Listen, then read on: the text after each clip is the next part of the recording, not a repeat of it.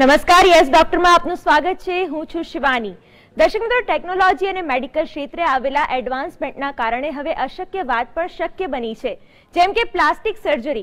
મિત્રો, ચહેરામાં ઈચ્છા મુજબના ફેરફાર કરવા તેમજ કોઈ ઉણપને દૂર કરવી તેમજ ગુમાવેલા અંગોને ફરી પાછા મેળવવા જેવી બાબતો હવે શક્ય બની છે.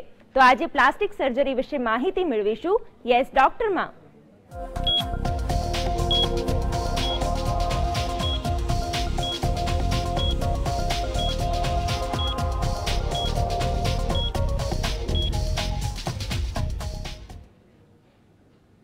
અને આજના વિષય અંગે ચર્ચા કરવા આપણી સાથે જોડાયા છે સાલ હોસ્પિટલના plastic and cosmetic surgeon doctor Ayyappan. જી ડોક્ટર, આપનું સ્વાગત છે યસ ડોક્ટરમાં.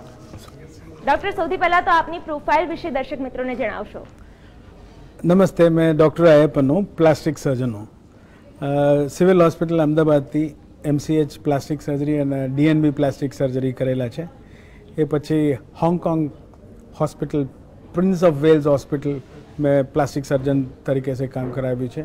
એ પછી અપોલો હોસ્પિટલ મેં 5 વર્ષ પ્લાસ્ટિક સર્જન તરીકે રહેલા છે અને અત્યારે 5 વર્ષથી સાલ હોસ્પિટલ में कॉस्मेटिक एंड प्लास्टिक सर्जरी नो हेड ऑफ द डिपार्टमेंट और लाडीवा centre of excellence for cosmetic, plastic, hair transplant and laser surgery नो डिपार्टमेंट तैयार करेला है. एम 5 વર્ષથી અમારે બહુ સરસ રીતે કામ થાય છે. બિલકુલ ડોક્ટર, આજે કોસ્મેટિક સર્જરી વિશે આપણે વાત કરવાના છીએ. ત્યારે જીવનમાં કોસ્મેટિક સર્જરીનું મહત્વ શું રહેલું છે, શા માટે તે કરવામાં આવે છે અને કઈ કઈ કોસ્મેટિક સર્જરીઝ કરવામાં આવે છે તે વિશે જણાવશો. Beauty is in the eye of the beholder. એટલે સુંદરતા हर एक इंसान इच्छा થાય છે. सबसे अच्छा देखें, अपने चेहरा सबसे अच्छा रहें, अपने बॉडी अच्छा देखें, ये बहुत इम्पोर्टेंट वस्तु है. तुम्हारा कैरियर में, तुम्हारा आगे कोई भी वस्तु में आपको प्रवेश करना है तो आपका अपीयरेंस आधा से ज़्यादा भाग लेता है. इसलिए हर एक इंसान का इच्छा होता है वो अच्छा दिखे. आप आम तौर से देखने में ऐसा नहीं है, फिल्म स्टार्स या मॉडल्स ही कॉस्मेटिक सर्जरी का उपयोग लेते हैं. आपकी जैसा, मेरे जैसा आम आदमी का भी प्लास्टिक सर्जरी का यूज़ लेके उनका अपीयरेंस को बेटर करने में आजकल बहुत इंटरेस्ट होता है. और ये टेक्नोलॉजी, वेबसाइट्स, इंफॉर्मेशन टेक्नोलॉजी, ये सब के मध्य से बहुत जल्दी फैलाता है. और आजकल दुनिया में कई भी कोने में कोई भी टेक्नोलॉजी यूज़ होता है वो इंडिया में खास करके अपना अहमदाबाद में अवेलेबल हो. फॉर एग्जांपल लेज़र्स का ले लें. अपना चेहरे को और अच्छा और सुंदर और यंग बनाने में लेज़र्स का महत्वपूर्ण रोल होता है. और बाल से लेके बाल्डनेस जो होता है उसका हेयर को वापस लेके आने से, eyes cosmetic surgery, nose cosmetic surgery, face cosmetic surgery, body cosmetic surgery, bariatric surgery के बाद जो चामड़ी लूज लबड़ता है उसको ठीक करने का, ऐसा आप देखें तो लिपोसक्शन, टमी टक, ऐसा बहुत अलग अलग किस्म के कॉस्मेटिक सर्जरीज आज अवेलेबल है. इतना ही नहीं, उनका कॉस्टिंग भी बहुत ज़्यादा नहीं होता है जैसे पहले होता था. कॉमन आदमी का ये यूज़ हो जाए, इस तरह से हमारा इच्छा है. Better technology, better results and safety, ये तीनों चीज़ को ध्यान रखते हुए मल्टी स्पेशलिटी हॉस्पिटल में कॉस्मेटिक सर्जरी सेंटर्स का बहुत इम्पोर्टेंट रोल होता है. इतना ही नहीं, मेडिकल टूरिज़्म भी आजकल बहुत ज़्यादा बढ़ रहा है. बाहर विदेश से तो पेशेंट्स आते ही हैं, अपना देश के अंदर ही जैसा ईस्टर्न साइड से, नॉर्दर्न साइड से, सदर्न साइड से, सब जगह से हमारा स्टेट में काफ़ी सारा पेशेंट्स का इनफ्लो होते हैं. तो ये सब पॉसिबल इसलिए है, अपना डेवलपमेंट, विकास बहुत जल्दी होता है, इकोनॉमिक इंडिपेंडेंस भी बहुत ज़्यादा मिलता रहता है. इसके हिसाब से कॉस्मेटिक सर्जरी भी आगे बढ़ रहा है. जी बिल्कुल डॉक्टर, આગળ આપને પૂછવા માંગીશ કે કોસ્મેટિક સર્જરી હોસ્પિટલમાં કરાવવાથી શું ફાયદો થાય છે તે વિશે જણાવશો. बहुत अच्छा सवाल आपने पूछा है. कॉस्मेटिक सर्जरी एक लाइफस्टाइल है, एक वेलनेस कॉन्सेप्ट है. ये कोई बीमारी नहीं है, पर उसको हॉस्पिटल्स नॉर्मल तरीके से देखे जाएं तो बीमार लोगों के लिए होता है. एक अच्छा इंसान हॉस्पिटल में क्यों कॉस्मेटिक सर्जरी करने लाए? मेन चीज़ ये होता है डिस्क्रिप्शन. छोटे हॉस्पिटल्स में सर्जरी करने से किसी को मालूम नहीं पड़ता है, पर कभी कभी एक्सीडेंट्स हो सकते हैं, कभी कभी अकस्मात हो सकते हैं. ऐसा संजोग में कोई कॉम्प्लिकेशंस शुरू हो तो वो शुरू के पहले ही हम निदान करके उसको अबॉर्ट कर दें, या जब भी ऐसा कुछ अकस्मात होती है और तभी इमीडिएटली मल्टी स्पेशलिस्ट अवेलेबल हो, आईसीयू का फैसिलिटीज़ अवेलेबल हो, ये सब only in a multi speciality hospital में होता है। आमतौर के ये देखा जाती है जब भी कोई अकस्मात होती है, कोई कॉम्प्लिकेशन होता है, वो पहले से पूछ के नहीं होता है। जब होता है तब आपको इधर उधर जाना पड़े, पेशेंट को शिफ्ट करना पड़े, इसमें प्रीशियस टाइम लूज होता है और उससे भी इम्पोर्टेंट जान का जोखिम भी हो सकता है। तो इसलिए बहुत ज़रूर है जब ये कॉस्मेटिक सर्जरीज करते हैं अच्छा मल्टी स्पेशलिटी हॉस्पिटल्स में हो, जहाँ सब डॉक्टर्स अवेलेबल है, सब स्पेशलिस्ट अवेलेबल है, इंटेंसिव केयर अवेलेबल है, immediate attention and all infrastructure facilities available है। ये होना बहुत ज़रूर है, क्योंकि एक छोटे से छोटे ज़ाइलेकेन जो लोकल एनेस्थीसिया में दे रहे हैं उसमें भी पेशेंट का एनाफिलैक्सिस या कॉम्प्लिकेशंस हो सकता है। इसको ट्रीट करने के लिए अनुभवी डॉक्टर के अलावा इंफ्रास्ट्रक्चर का भी जरूर है और फैसिलिटीज़ का भी जरूर है। ये सब साल हॉस्पिटल में अवेलेबल है। इसलिए हमने एक कॉन्सेप्ट, एक single one stop solution for the whole range of cosmetic and plastic surgeries with safety, efficiency and effectiveness लेके आए। इसलिए बहुत इंपॉर्टेंट है कॉस्मेटिक सर्जरीज को सिंपल स्मॉल सर्जरीज नहीं समझें, उसको एक अच्छा स्टैंडर्डाइज हॉस्पिटल में जो मल्टी स्पेशलिटीज़ अवेलेबल है उसमें करें तो पेशेंट का सेफ्टी फैक्टर है बहुत ऊपर हो जाता है, जो हमारा मेन एम है। જી બિલકુલ ડોક્ટર, જે લોકો વાળ ગુમાવી ચૂક્યા છે તેની માટે એક આશીર્વાદ રૂપ ટ્રીટમેન્ટ અસ્તિત્વમાં આવી છે, હેર ટ્રાન્સપ્લાન્ટ. તો હેર ટ્રાન્સપ્લાન્ટની સમગ્ર પ્રક્રિયા શું હોય છે, તેમાં કેટલી બેઠક લેવી પડે છે, જે ક્લાયન્ટ હોય છે એને તે વિશે જણાવશો. मेन चीज़ ये है हेयर लॉस बहुत बड़ा समस्या है। एक इसका मेन कारण ये भी होता है आज का स्ट्रेस भरी लाइफ, उससे ज़्यादा इम्पोर्टेंट है मेन में मेल पैटर्न हेयर लॉस। इसमें क्या होता है, एंड्रोजन हार्मोन के वजह से जो फ्रंटल एरिया और टेम्पोरल एरिया का बाल जो होता है वो रिसीड होने लगता है। आप देखेंगे ये सी एरिया में जो बाल है वो हमेशा रहता है, कितना भी उम्र हो जाए उनका सी एरिया में बाल हमेशा रहता है। तो ये बाल को आगे ट्रांसफ़र करते हैं, इसका FUE टेक्निक बोलते हैं। एक एक फॉलिकल्स को निकाल के 1 बाय 1 हम आगे लगाते हैं, जो एक natural and a perfectly natural hair line और नेचुरल रिजल्ट्स मिलता है। ये ऑलमोस्ट 100% अच्छा रिजल्ट्स मिलता है और पेशेंट का बहुत अच्छा महसूस होता है। हेयर लॉस का एक बेस्ट सॉल्यूशन आजकल FUE ट्रांसप्लांट है। और इसके अलावा विमेन में कॉमनली देखे जाएं हेयर लॉस नॉर्मली होता नहीं है, और जब होता है तो हार्मोनल प्रोफाइल या विटामिन डिफिशिएंसी ये सब को ध्यान में रख के ट्रीट करना होता है। तो नॉन मेडिकल सारवार उससे भी उनका अच्छा रिजल्ट आता है। हेयर का ही नहीं, आईब्रोज को भी हम अच्छा बना सकते हैं, मुस्टैच को भी बना सकते हैं, बियर्ड एरिया को भी बना सकते हैं। जहाँ बाल नहीं चाहिए उसको लेसर से हटा भी सकते हैं, और जहाँ बाल नहीं है, जहाँ बाल चाहते हैं उसको वापस बाल लेके आ सकते हैं। ये टेक्नोलॉजी 100% फुल प्रूफ है और बहुत इफेक्टिव और अच्छे रिजल्ट्स मिलते हैं। જી બિલકુલ ડોક્ટર, હેર ટ્રાન્સપ્લાન્ટની જે આખી પ્રોસેસ છે એમાં કેટલો સમય જાય છે અને બેસ્ટ રિઝલ્ટ માટે કેટલો સમય રાહ જોવી પડે છે તે વિશે જણાવશો.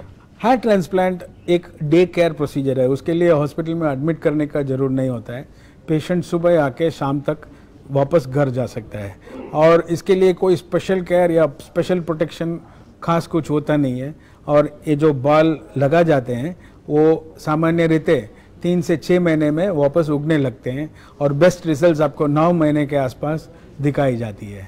और ये प्रतिक्रिया पूरा लगभग 4 से 5 घंटे चलता है और एक सेशन में काफ़ी अच्छा हेयरलाइन मिल जाती है।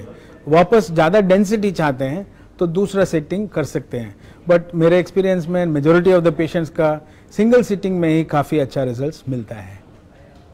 જી બિલકુલ ડોક્ટર, આ જે સર્જરીઝ છે એ ખૂબ જ સેન્સિટિવ અંગોમાં પણ કરવામાં આવે છે, જેમ કે આંખમાં પણ આ પ્લાસ્ટિક સર્જરી અપ્લાય કરી શકાય છે, તો તે વિશે જણાવશો.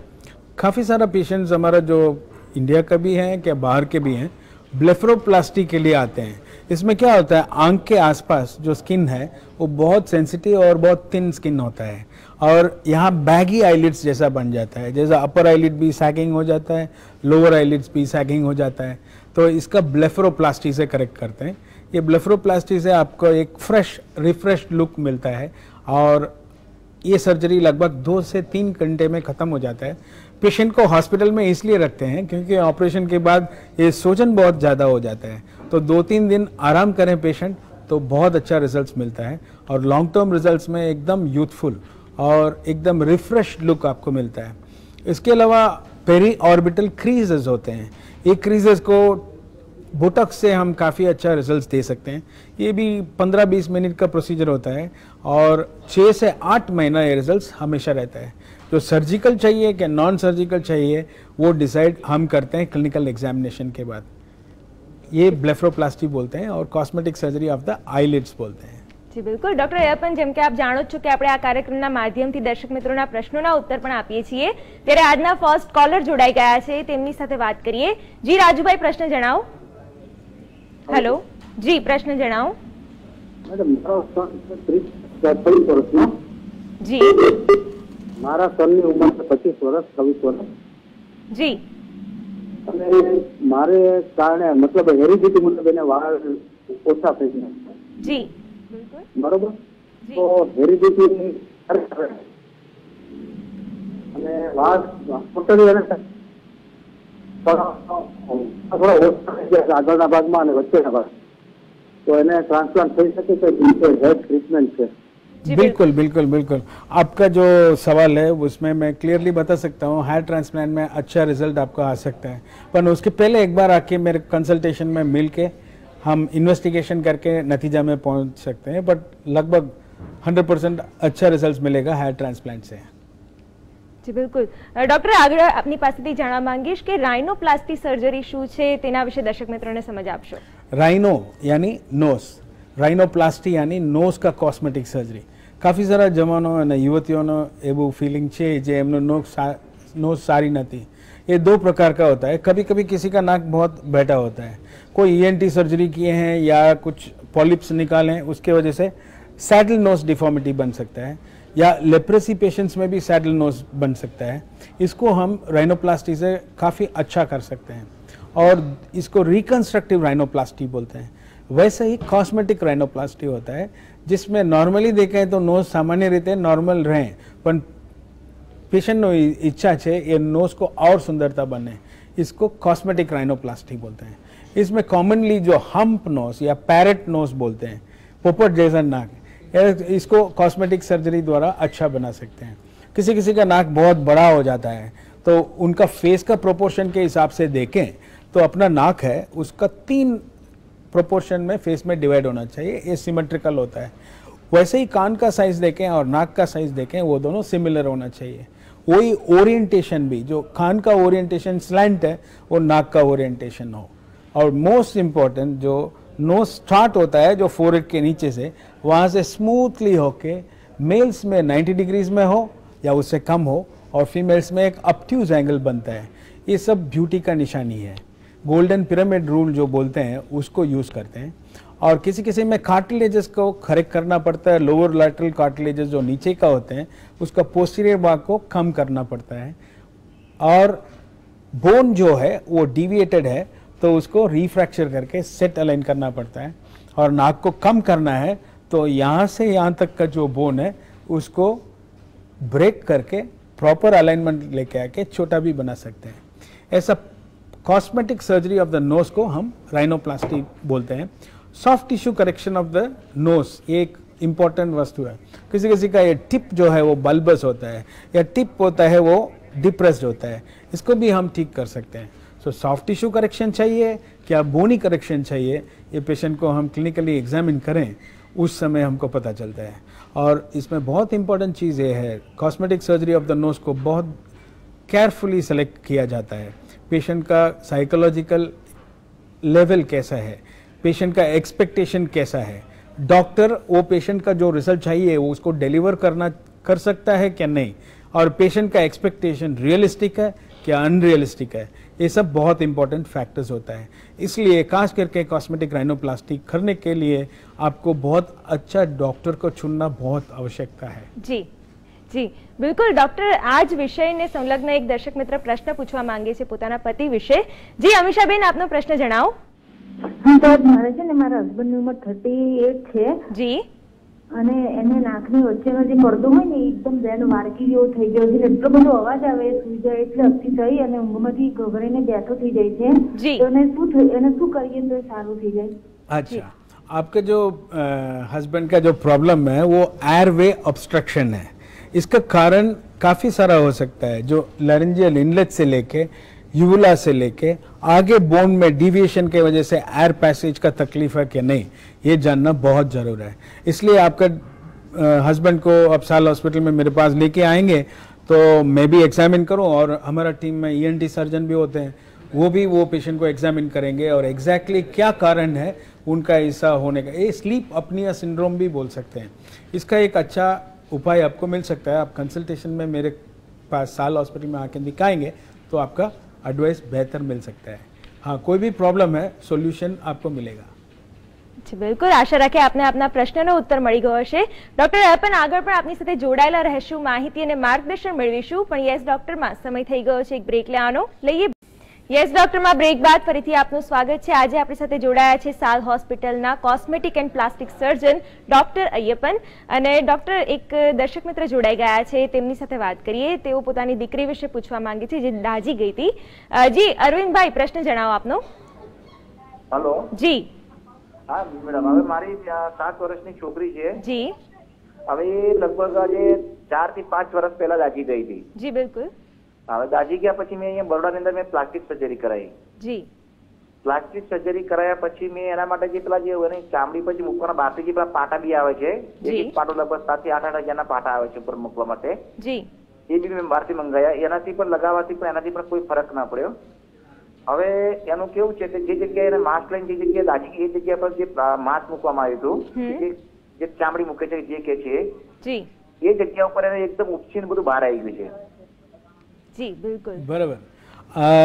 आपका लड़की जो जल गए थे उस समय फ्लैप किया होगा या स्किन ग्राफ्ट किया होगा, ये रेगुलर प्रोसीजर होता है। इसके बाद इसको अच्छा रिफाइनमेंट देने के लिए कॉस्मेटिक सर्जरी यूज़ में आ सकता है। ये पोस्ट बॉर्न कॉस्मेटिक सर्जरी करके नाम में हम एडवांस कर रहे हैं, क्योंकि मेन चीज़ ये है जब जल जाते हैं वो व्यक्ति को बचाने का, फिर जो अंग खराब हो गए हैं उसको पुनर्निर्माण करने का, फिर तीसरा फाइनल स्टेज आता है उसको एक एस्थेटिक या ब्यूटीफुल लुक देने का।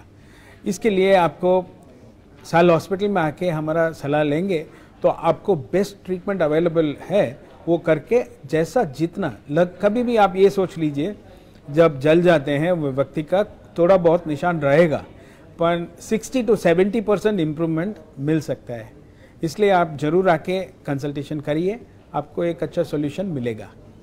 जी बिल्कुल। डॉक्टर, આગળ આપણે રાઇનોપ્લાસ્ટી વિશે વાત કરી રહ્યા હતા, ત્યારે તમે હાલમાં જ એક 3 મહિનાના બાળક પર આ સર્જરી કરી છે, આપના અનુભવ વિશે વાત કરશો। ये एक अलग केस है। क्लेफ्ट लिप बहुत कॉमन समस्या है।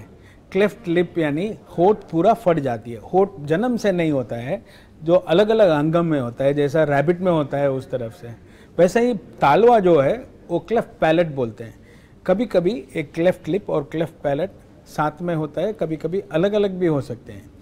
इन पेशेंटों में नोज़ का भी बहुत डिफॉर्मिटीज़ होता है। जो साइड में क्लेफ्ट है वो साइड का नोज़ बहुत डिफॉर्म्ड होता है, तो नॉर्मली क्लेफ्ट लिप हम ऑपरेट करते हैं, साथ साथ प्राइमरी क्लेफ्ट राइनोप्लास्टी भी साथ में करते हैं। ये यूजुअली किया जाता है, जो नोज़ के फ्लोर जो होता है उसको रिकन्स्ट्रक्ट करना होता है, और नोज़ का जो एलार कार्टिलेजेस बोलते हैं उसको वापस लेवल में लेके आना होता है, एक डिग्री ऑफ सिमेट्री भी लेके आना होता है। क्लेफ्ट लिप तो हम रिकन्स्ट्रक्ट कर देते हैं, बट मोस्ट इम्पॉर्टेंट उसमें नोज़ का शेप देना है। तो क्लेफ्ट लिप राइनोप्लास्टी अलग एक सब्जेक्ट ही है। इसके अलावा जब बच्चा 17-18 साल होगा तब उसका और रिफाइनमेंट कर सकते हैं, तो उसको सेकेंडरी क्लेफ्ट राइनोप्लास्टी बोलते हैं। बट मोस्ट इम्पॉर्टेंट ये है जब क्लेफ्ट लिप ऑपरेट करते हैं तभी नाक को काफ़ी अच्छी तरफ से कार्टिलेजेस को मोबिलाइज करके डिसेक्ट करके एक अच्छा आकार दें, तो सेकेंडरी राइनोप्लास्टी बहुत ईजी हो जाता है और रिजल्ट्स भी बहुत अच्छा मिलता है। ये 3 महीने के बच्चे में यूजुअली नहीं करते हैं, पर ये बच्चे का क्लेफ्ट बहुत वाइड था, उसको हम नज़दीक में नहीं लेके आते हैं तो ये विड्थ बहुत ज़्यादा बढ़ते जाएगा, इसलिए ये पेशेंट में 3 महीने में किए हैं। यूजुअली बच्चे का 3 इम्यूनाइजेशन हो जाएं, हीमोग्लोबिन 10 ग्राम हो जाएं और बच्चा 5 से 6 महीने हो तो अच्छा रहता है। जी जी बिल्कुल। आ સાથે જે કોલર જોડાઈ ગયા છે તેમની સાથે વાત કરીએ। જી શીલાબેન, આપના દીકરા વિશે આપનો પ્રશ્ન છે, જણાવશો। હા નમસ્તે। જી નમસ્તે। હા, અમારો બાબુ છે લગભગ 21 વર્ષનો છે। જી 21 વર્ષનો છે જી।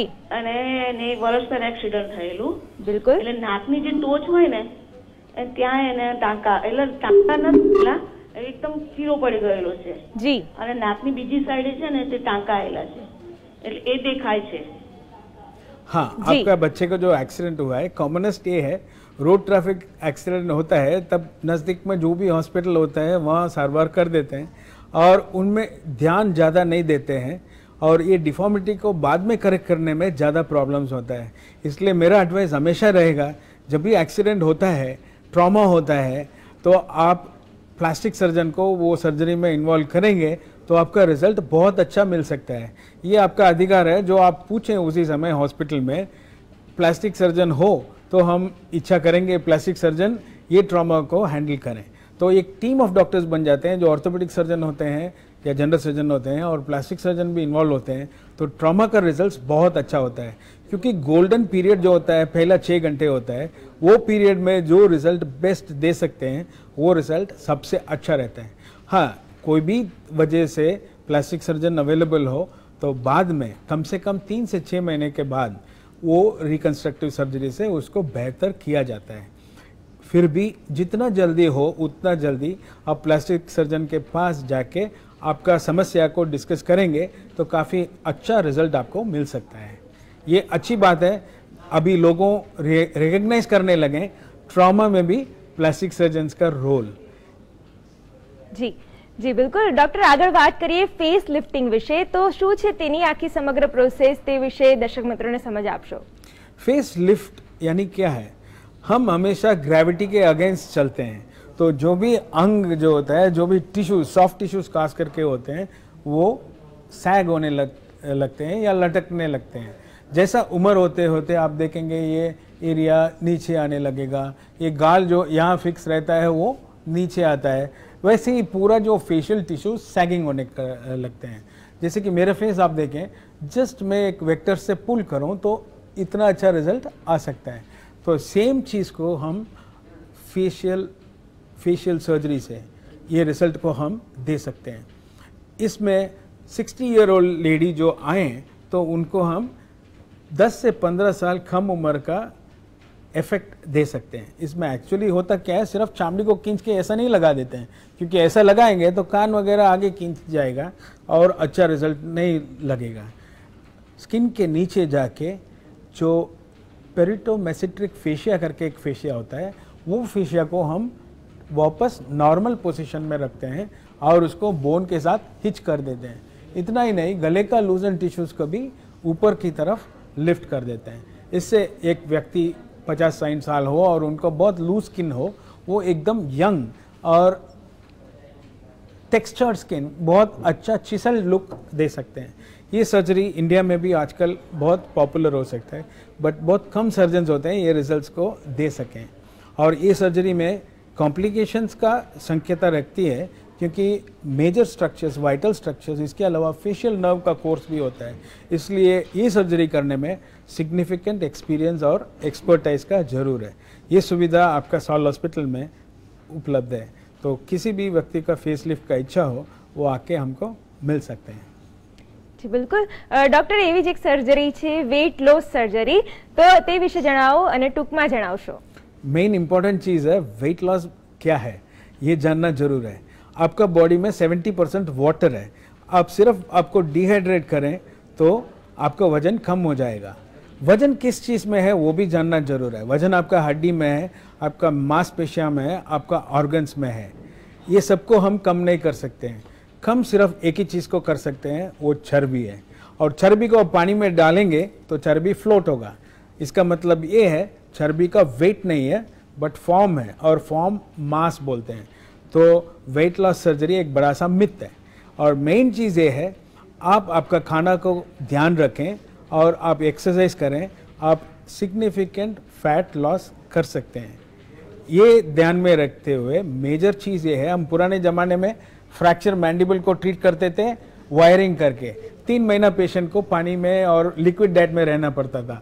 3 महीने में देखेंगे उनका 25 से 30-40 किलो तक वजन कम हो जाता था। तो जो चीज़ को आप खाने से कंट्रोल करने से कर सकते हैं वो 100% हो सकता है। ये बताना चाहता हूँ, सिर्फ लिपोसक्शन एक सर्जरी है जिसमें एक्चुअली फैट सेल्स को बाहर निकालते हैं। आपकी बॉडी में 100 फैट सेल्स हो, 50 फैट सेल्स हमने निकाल दिए, इसका मतलब 50 फैट सेल्स परमानेंटली आपका बॉडी से हट गया, ये वापस आ नहीं सकता है। तो किसी किसी को कोई जगह में ज़्यादा फैट हो, जैसा थाइस में हो लेडीज़ में या एब्डोमेन में हो मेंस में, इसमें फैट को हम निकाल सकते हैं। ये सर्जरी को लिपोसक्शन कहते हैं। रहा सवाल बेरियाट्रिक सर्जरी का है, आजकल इसको एक वेट लॉस सर्जरी के तरीके से ज़्यादा एडवर्टाइजमेंट होता है, पर असलियत ये है ये सर्जरी सिर्फ उन लोगों को किया जाता है जिनका BMI 40 या 45 के ऊपर हो, जो एक लाइफ सेविंग सर्जरी है ऐसा समझ सकते हैं।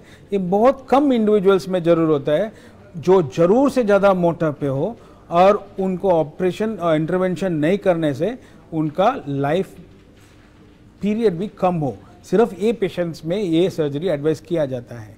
और बहुत इम्पॉर्टेंट चीज़ ये है जी, ये सर्जरी करने के बाद इसमें फैट सेल्स उतना के उतना ही रहती है, फैट सेल्स कम नहीं होती है, पर पेशेंट का नहीं खाने के वजह से अपने आप वेट लॉस ड्रास्टिकली होता है। तो ये डिफरेंस आपको समझना बहुत जरूर है। तो कोई भी सर्जरी आप करने के पहले इट इज़ वेरी इंपॉर्टेंट आप एक अच्छे डॉक्टर को मिल के उनका प्रोस कॉन्स कॉम्प्लिकेशन सब समझ के फिर ही सर्जरी करें। जी जी बिल्कुल डॉक्टर रेयप्पन, आप અમારી સાથે જોડાયા, માહિતી અને માર્ગદર્શન આપ્યું તે બદલ આપનો ખૂબ ખૂબ આભાર। તો દર્શક મિત્રો, આ સાથે GS ડોક્ટરમાં હાલ બસ આટલું જ। આપ જોતા રહો GS TV।